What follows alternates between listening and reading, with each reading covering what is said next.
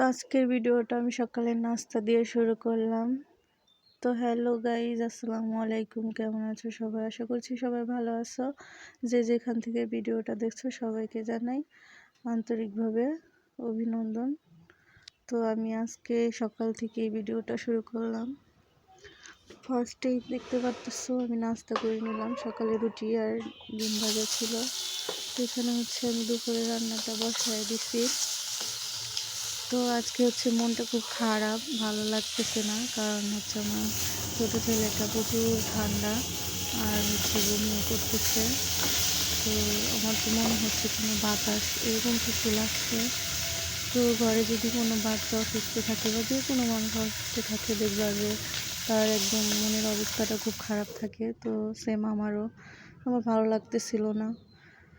তো তারপরেও তোমাদের কাছে ভিডিওটা নিয়ে আসলাম। আমি এই দুপুরে রান্না বসায় দিছি। রান্না তো করতেই হবে, যাই হোক না হোক।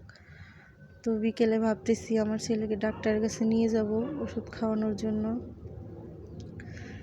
তো এখানে দেখতেই পারলাম যে আমি সিম কেটে নিছি, আলু দিয়ে টমেটো দিয়ে মাছ দিয়ে রান্না করব। তো এখানে রান্নার প্রিপারেশন চলতেছে। তো আমার ভিডিওগুলো তোমাদের কাছে কেমন লাগে অবশ্যই কিন্তু কমেন্ট করে জানাবা।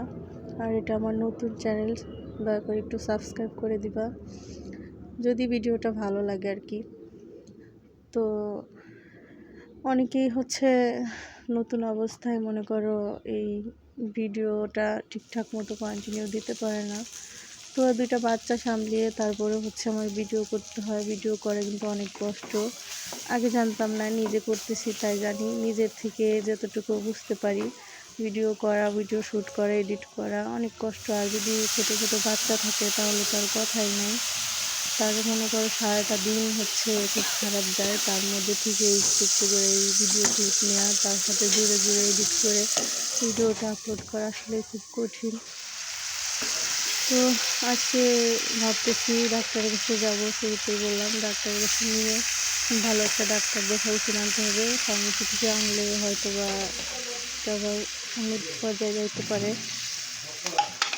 তো এখানে হচ্ছে আমি তরকারিতে ঝোল দিয়ে দিলাম, কষানো শেষ।